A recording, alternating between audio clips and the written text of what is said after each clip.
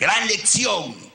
Y cuando íbamos a las clases del Parlamento Universitario, el maestro decía: acá dentro del aula magna no hay títulos profesionales de maestros, ni de doctores, ni de magíster. No, acá todos somos compañeros, compañeritas y compañeras. Afuera los títulos profesionales pueden mencionarlo, pero acá adentro somos una familia. Esa era la transmisión de Haya, su sentimiento de Haya. El Haya espiritual, el Haya maestro, el Haya que transmitía en todo, por todo su cuerpo, por una ética, los valores axiológicos que tanto necesita ahora este pueblo. Y cuando veíamos y le preguntábamos: maestro, ¿qué es el APRA? Ay, en la torre nos decía: el APRA es el Frente Único de Trabajadores Manuales e Intelectuales. No se olviden, compañeritos, y lo repetía 2 y 3 veces. El APRA es el Frente Único de Trabajadores Manuales e Intelectuales. He ahí la gran lección de este maestro. Toda su vida fue un maestro. Y cuando llegaba a inspeccionar algunos locales y le preguntaba al portero, le decía: ¿y tú toda la vida vas a ser portero? No, compañero. ¿Qué has aspirado tú en esta vida? Yo quiero ser médico, quiero ser abogado. Chayo, ven, que era su fiel secretario Jorge Idiáquez Ríos, y le decía: apunta, hay que prepararlo para que postule a la universidad. Eso era Haya de la Torre, el maestro de maestros. Y es por eso que viene a nuestro recuerdo este espíritu colosal, gigante, como dijera Germán Luna. De eso no podemos olvidarnos, y de esas lecciones, cuando había esos hálitos de los comentarios axiológicos de la ética y la moral. ¿Qué decía Haya cuando algún compañerito cometía alguna falta? Decía lo siguiente: del árbol caído no hay que ser leña, del árbol caído no hay que ser leña.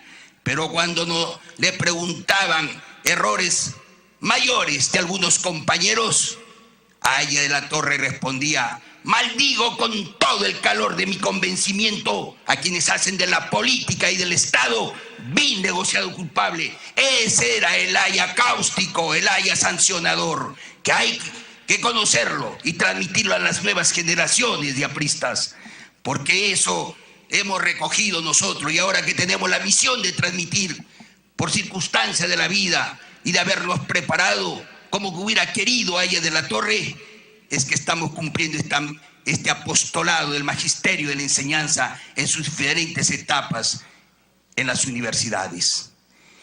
Y en consecuencia, podemos decirle a ustedes que en este conversatorio y sobre todo en esta infraestructura del Congreso de la República, recordar la memoria de Haya. No nos olvidemos jamás. Haya, antes que político, fue maestro. Transmitía un conocimiento, enseñaba. Y es por eso que cuando él, antes de fundar el APRA, ya había fundado la Universidad Popular González Prada, donde fueron todos esos sindicalistas a prepararse en los pliegos de reclamos, en literatura, en castellano, en la historia universal. Eso era Haya, contento cuando transmitía este tipo de conocimientos a sus discípulos. Y ahí que comenzó a llamar a todos estos compañeros forjadores de esa ideología, de transmitir este tipo de conocimiento.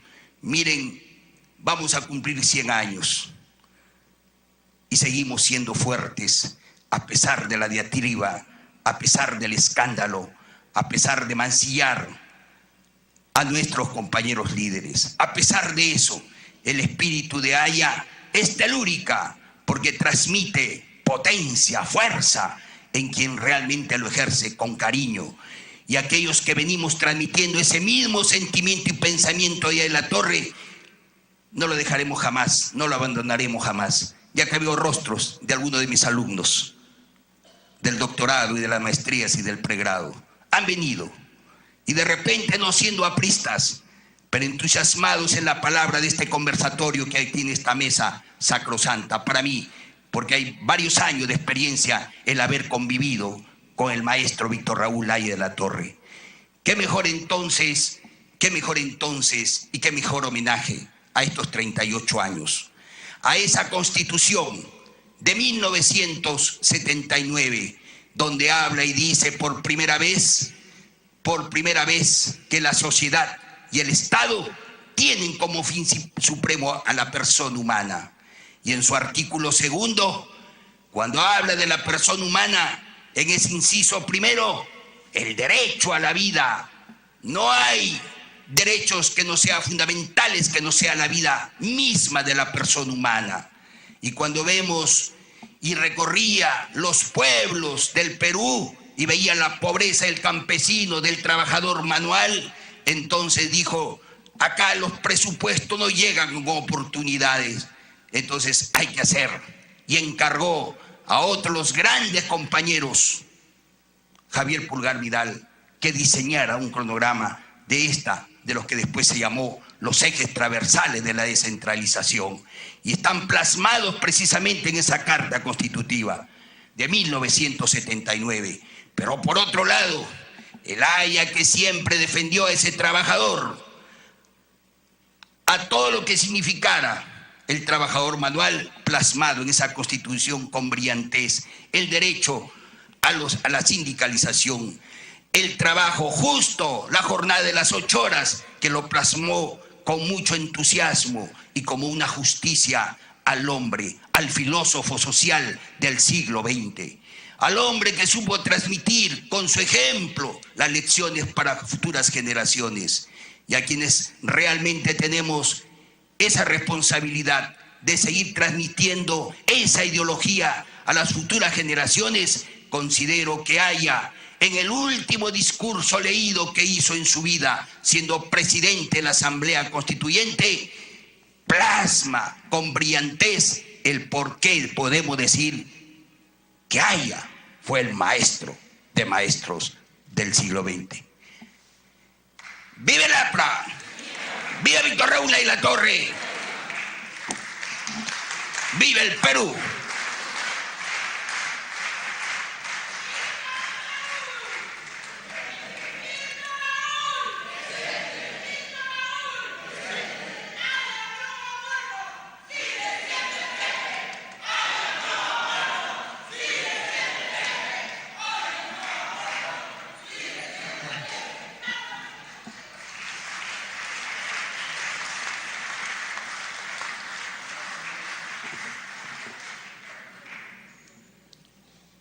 Aquel lejano 28 de julio, día de la instalación de la Asamblea Constituyente en este recinto, Haya nos dijo, cuando el pueblo se reúne en Asamblea Constituyente, que es el primer poder del Estado, vuelve el origen de su ser político y es dueño de organizarse con la más irrestricta libertad.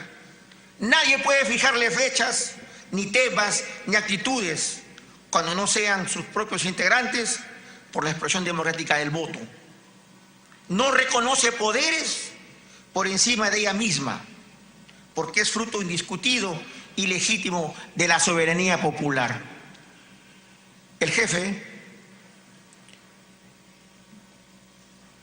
en este recinto, en este palacio, durante el año de la construcción de la Carta Magna, tuvo a trabajadores, y uno de ellos es nuestro secretario general, Fidel Vázquez Sánchez, o Manuel Cuadros, y a mí me trajo Carlos Roca a la Constituyente.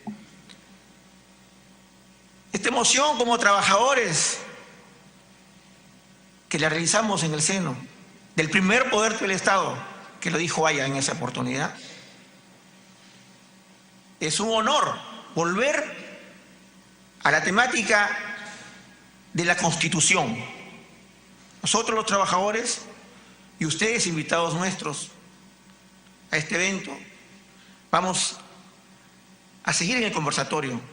Después de la elocución de nuestro presidente de la Comisión de Ideología y Doctrina y de Nico, ASMAD, vamos a tener la oportunidad de escuchar un experto en la materia constitucional, a un joven, porque es eternamente joven, que lo conocimos batallando, pero sabiendo que fue formado en el criterio de Aya La Torre, dentro de las perspectivas de las políticas sociales y cristianas. Abogado, diputado, senador, constante luchador por la reposición de la Carta Constitutiva de Aya La Torre, la mejor constitución de la República del Perú. Fundador del Foro Democrático, en el Habeas Corpus tuvo en él un especialista que dio en su labor parlamentaria la mejor expresión sintáctica de la ley de Habeas Corpus. Me refiero a Alberto Borea Odría, y vamos a tener la oportunidad de seguir este conversatorio con su temática especialista. Recibamos un aplauso a Alberto Borea Odría.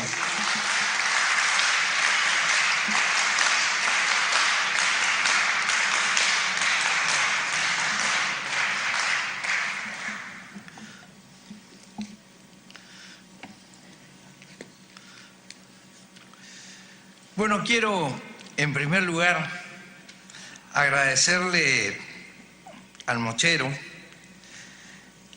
la gentileza de haberme invitado a participar con ustedes en esta celebración, porque digamos hay 2 días que no se pueden, o 3 días que no se pueden dejar pasar en la vida de quienes conocimos a Aya de la Torre.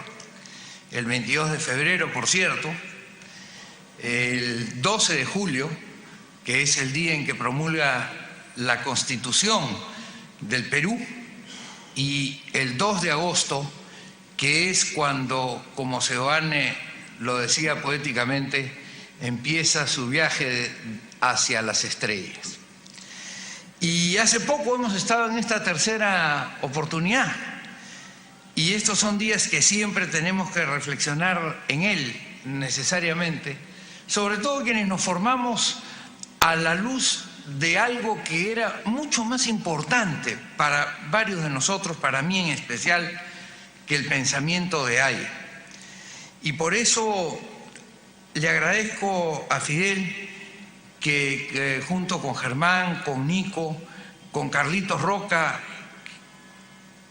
que ha sido, y lo voy a decir además por la cercanía que yo tuve con Víctor Raúl, el discípulo más querido de Víctor Raúl.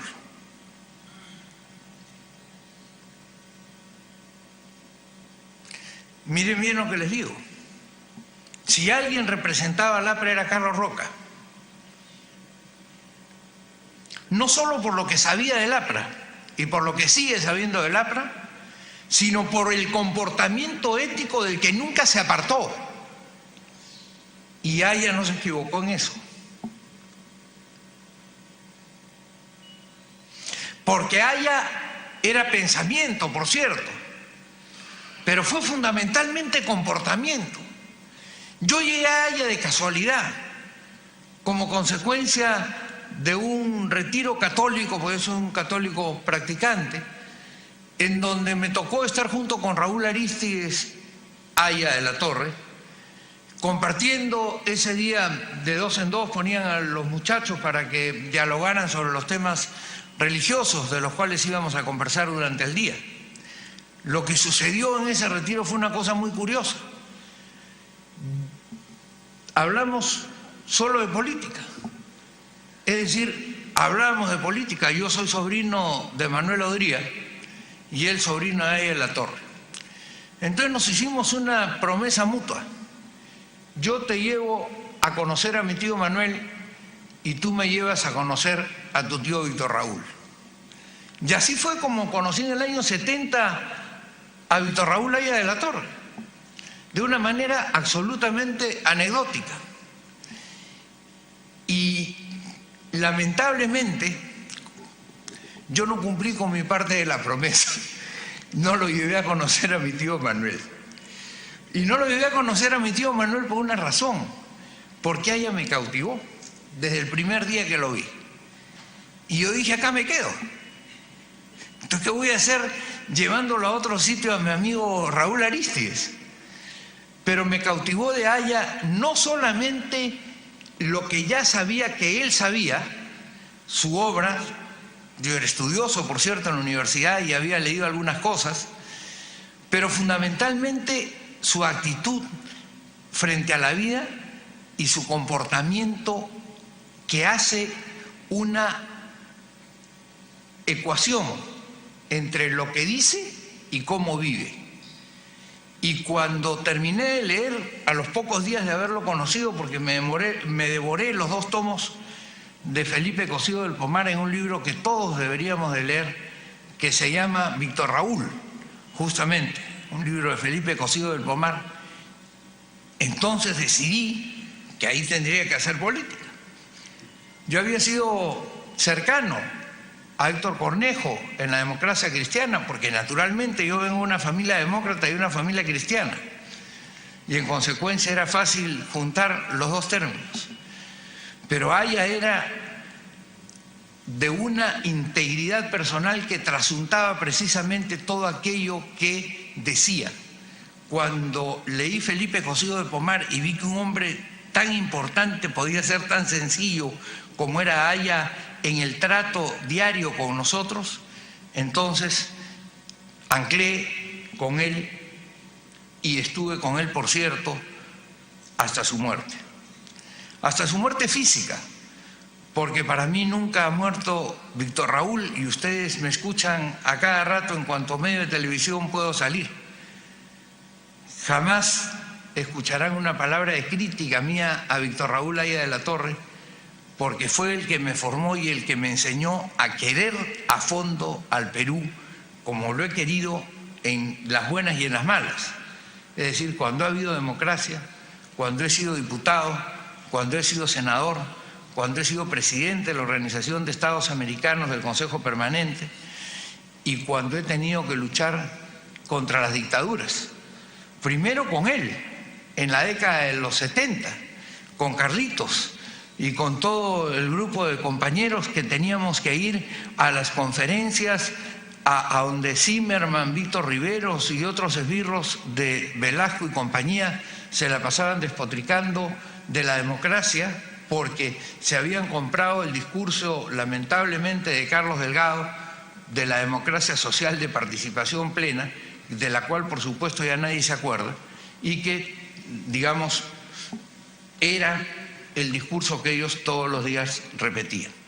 Y entonces el Pato García, Walter Espíritu, en fin, Víctor García Toma, nuestro querido amigo Pepe Barba, Carlitos, yo, íbamos a todas las universidades a pelearnos con ellos, a discutir con ellos, Juanito Ramos, Chachita, en fin, todos los de la época, íbamos a discutir con ellos.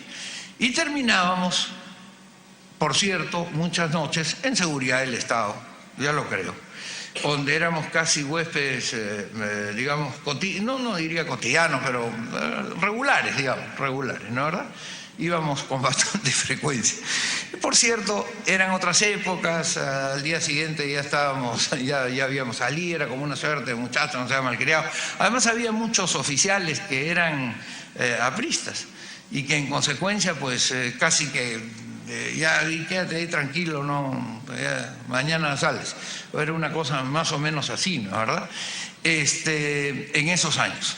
Pero ahí aprendimos a querer muchísimo al Perú. Pero yo les digo una cosa, Aya es de verdad un faro de pensamiento en la historia política latinoamericana, como lo ha señalado Nico y Germán. Es un tipo de pensamiento propio que le da a la historia una interpretación distinta cuando en el mundo solamente había 2 alternativas. Él genera y dice, nosotros tenemos nuestra propia velocidad, nosotros tenemos en nuestro propio país distintos estadios del crecimiento y tenemos que hacer que se conjuguen para poder hacer del Perú una gran nación. O sea, Haya fue un gran pensador, eso no cabe ninguna duda. Pero Haya fue no solamente un gran organizador, sino fundamentalmente un tipo comprometido con su pensamiento. Y no me canso de decir esto. No me canso de decir eso porque eso es lo que yo rescaté siempre de Víctor Raúl. La consecuencia entre el dicho y el hecho. Hay ese refrán que dice: entre el dicho y el hecho hay mucho trecho. Pues muy bien, ese refrán no se hacía presente en la vida de Haya Latorre. Yo no lo sentí presente. Haya Latorre hablaba de austeridad y no tenía un reloj de $5.000 Rolex. No tenía. Haya Latorre hablaba de austeridad y no tenía una mansión, sino que vivía en la casa que le había prestado un pariente. Haya Latorre hablaba de su compromiso con el partido y todos los días estaba presente con nosotros en el partido, conversando del más y del menos, de todo lo que ustedes se puedan imaginar, porque era un diálogo, una tertulia cuando llegábamos de esas conferencias, cuando llegábamos de esos debates en donde a veces terminábamos peleados de verdad, digamos, peleados a golpes con los comunistas de la época. Y entonces llegábamos y él medio riéndose: hey, ¿cómo te fue? Y entonces Carlitos lo imita muy bien al jefe, ¿no, Carlitos? Entonces, todos aprendimos a imitar un poquito a Víctor Raúl. Entonces, el tema era que, digamos, eso fue lo que nos hizo entender cómo había que querer al Perú. Yo recuerdo una anécdota en que una compañera nos había invitado, tenía 20 años, 21 años, a su provincia, a discutir, a hacer un discurso por el Día de la Fraternidad. Y yo le dije: ya, magnífico, ¿cómo es el tema? Bueno, te vas en tal línea de ómnibus. Y yo le dije: no, pues, en avión por lo menos. Y ella se fue, estábamos con Pepe y con Víctor García comiendo salchipapas en la cafetería, y se fue apenada. Pasarían 10 minutos y llegó Jorge Idiáquez. Oye, Tito, te llama el jefe. Pepe y Víctor se pusieron saltones, yo también, y dije: ¿qué querrá el jefe? ¿Qué has hecho?, me dijo, en el camino. Y entonces dije: no he hecho nada. ¿Qué cosa he hecho? Y entonces cuando llegué, el jefe me dijo: ¿así que quieres ir en avión, no? Sí, le digo: jefe, claro, por lo menos, mire que queda tan lejos, que todo lo otro. En ómnibus te vas a ir. Y entonces, sí, le dijo: yo he conseguido en tal línea de ómnibus, que es una buena línea de ómnibus. Efectivamente era una buena línea de ómnibus. Y le dijo a Jorge, no, le dijo: no, esa no es la peor. Entonces le dijo: la peor, ¿cuál es la peor?, le dijo. Y entonces Jorge le dijo una que era la segunda: no es la peor. Y entonces le preguntó: ¿cuál es la peor? Total, le dijeron cuál era la peor. En esa me hizo ir. Me hizo ir en esa y me hizo alojarme en el peor hotel de ese pueblo. Porque me dijo: así es como se conoce el Perú. Nosotros no queremos líderes de hoteles lujosos, todavía nos hablaba de las 5 estrellas. Todavía nosotros queremos que se aloje, que aprendas a conocer eso. Y con Carlitos hicimos otros viajes también. Me acuerdo uno que hicimos donde el compañero Orozco, ¿te acuerdas, Carlitos? A Chulucanas. Largo viaje también en ómnibus. Ya ahí yo ya ni siquiera protestaba, porque en vez de irme en Siva me iba a tener que ir en el Cóndor. Así que mejor me iba en Siva y tranquilito, y aunque fueran 27 horas de camino. Entonces, eso es la herencia fundamental de un político que ilusiona. ¿Por qué el APRA fue grande? Porque el APRA fue grande porque Haya ilusionó a los peruanos. Porque Haya le dio a los peruanos un norte de pensamiento, pero un camino vital que seguir.